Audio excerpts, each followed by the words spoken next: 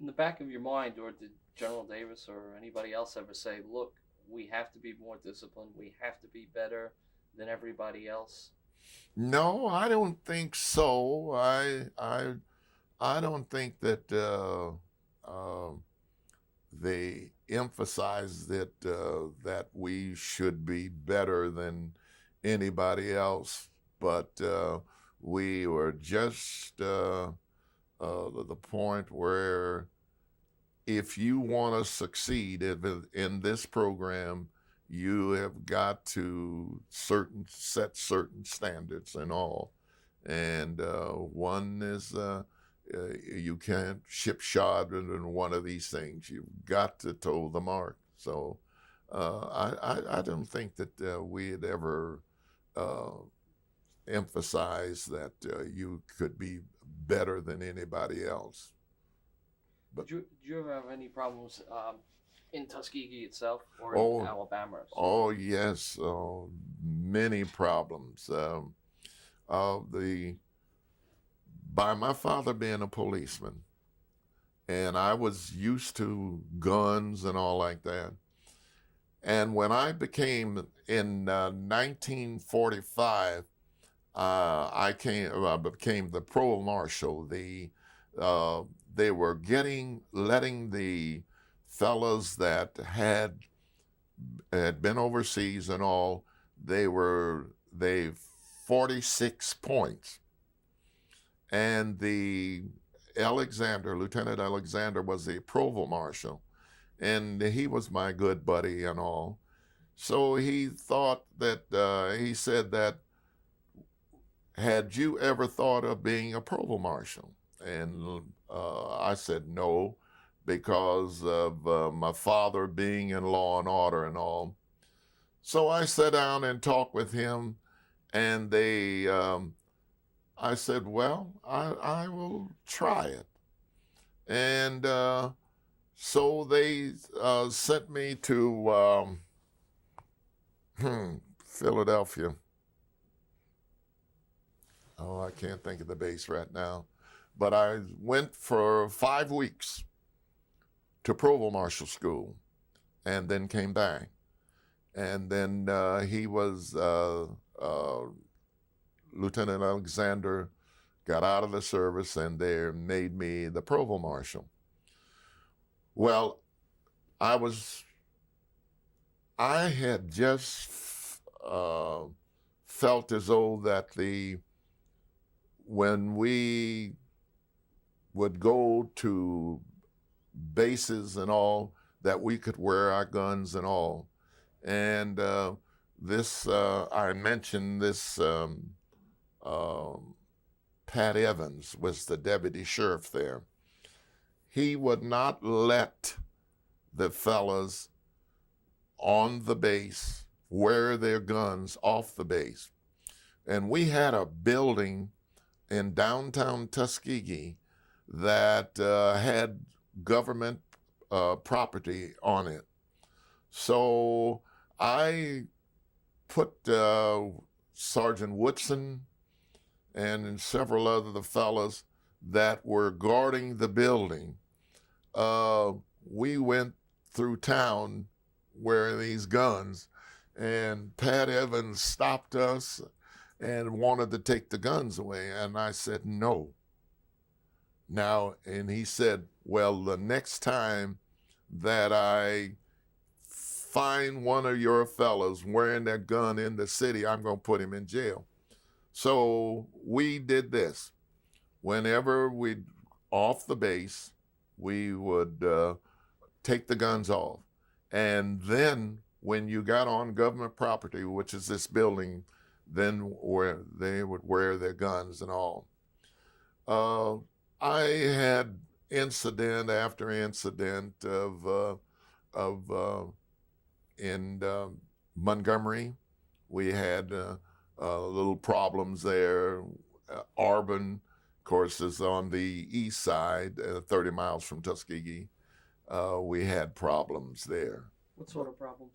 Oh well, the when say for instance that their incidents where the military, white, black, we would say, for instance, that of course we had military personnel at Fort Benning, Georgia.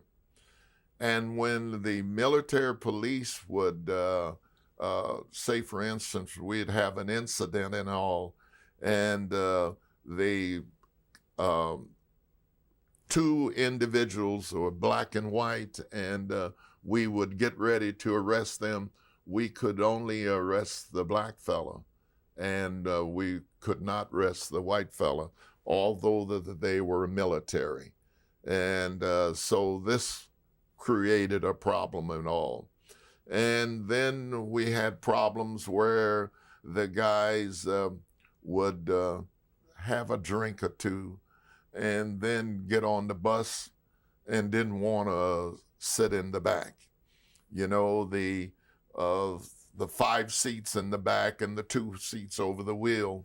Well, the guys would have a drink or two, and the back of the bus was crowded.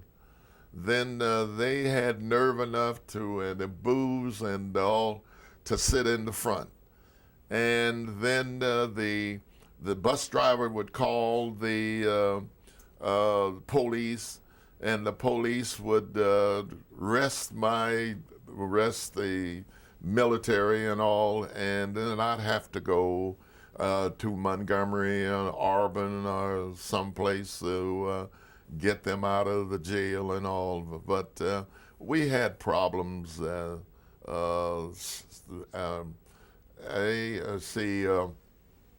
When an incident where the triple nickel, this was a parachute outfit, paratroopers. In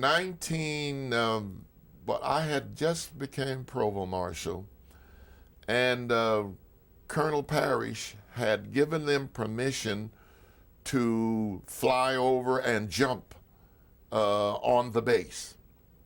And so when the word got out that the paratroopers were landing on the base here, the people thought that we were taking over Tuskegee and all.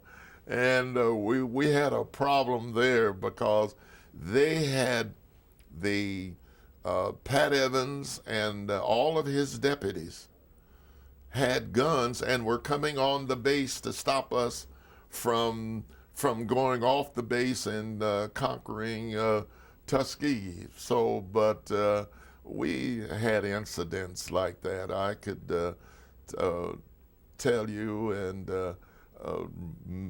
use up most of the film because we just had incidents of right and left as far as the problems of concerned. And yes, I'm telling you. You think the success of Tuskegee led to the integration of the armed services a lot more quickly anyway? Yes.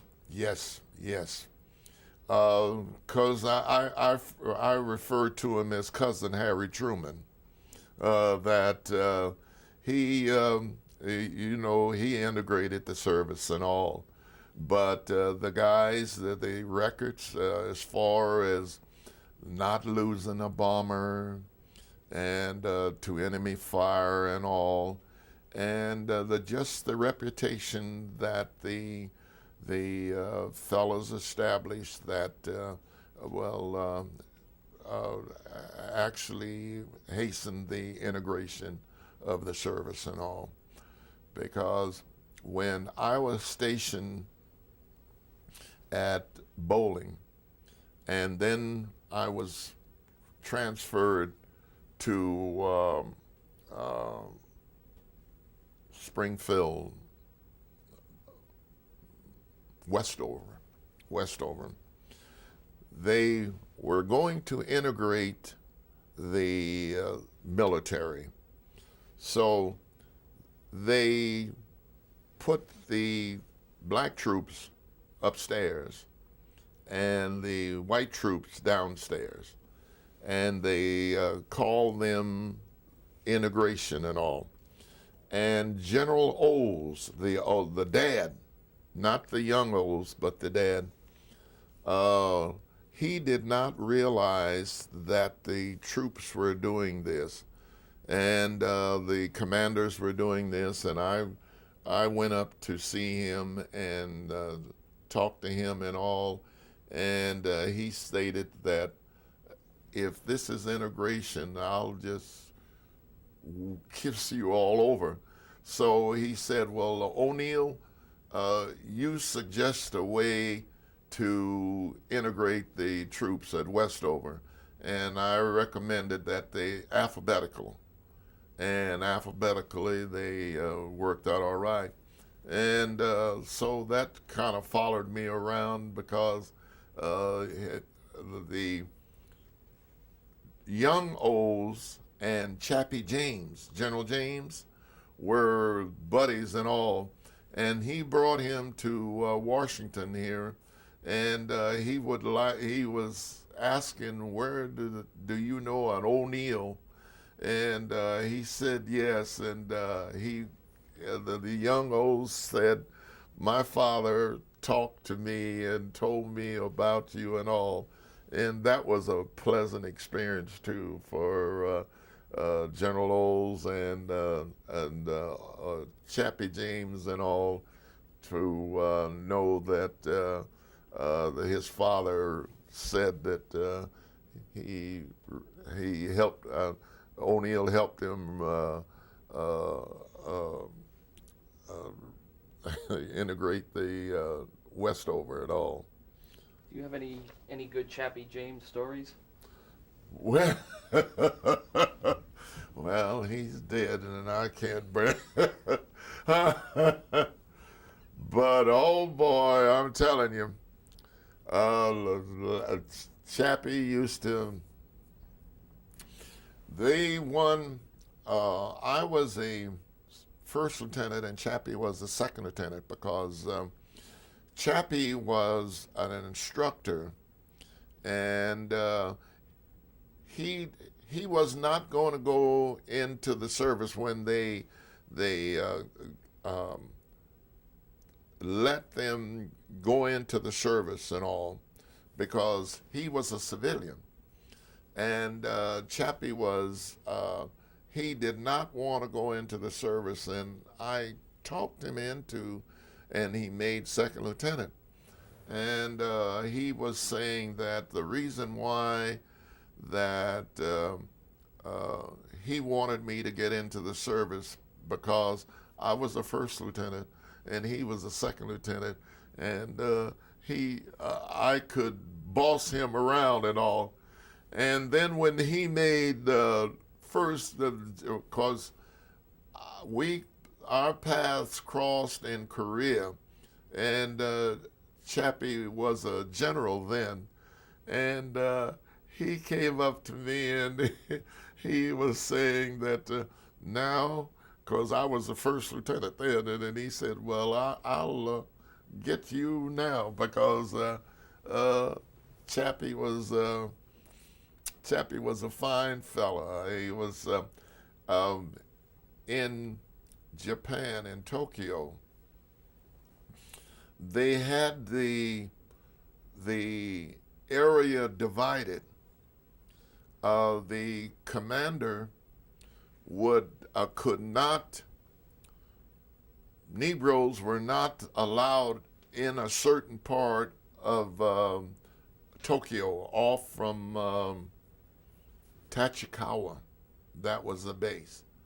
And Negroes were not allowed beyond a point of the city itself. And so I called Chappie James in Washington when he was here and told him about it, and he caught an airplane and came in and to find out about this thing, and he broke it up. I can't, the general,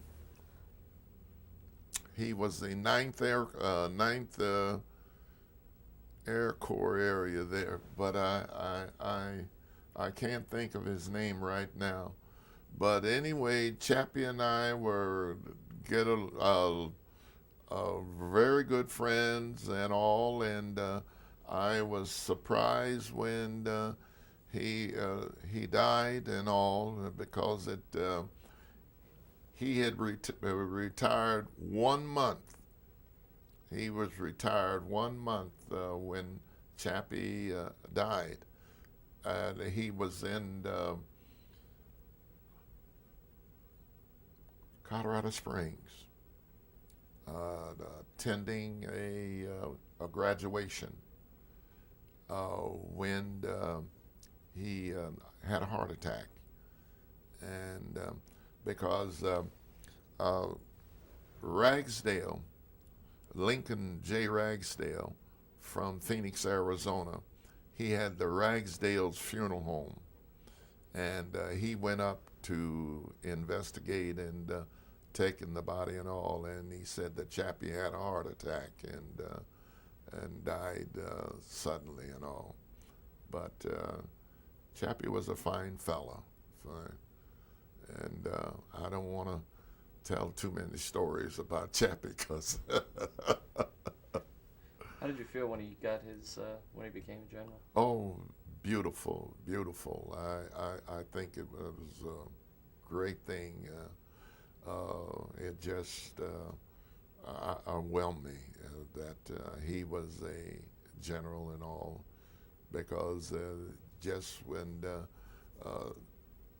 I talked him into the service, and because he was going to stay as an instructor, and he didn't want no part of the service, and I talked him into it, and when he made general, I was quite happy about it. Mm. When you look back at the Tuskegee period in your life, you think it was really maybe the best part of your life? Yes, yes. Although I've had a very good life, high school, and then I went to 2 years of Phoenix Junior College, and then Arizona State Teachers College. I was a senior then, and when I was drafted and all, and I had a full life. We were just talking about that to about 3 or 4 days ago, that they were talking about, several of the Tuskegee Airmen were talking about how hard times were hard then, 31, 32, 33. And I was saying that my father, I didn't know this because we had in Phoenix, say,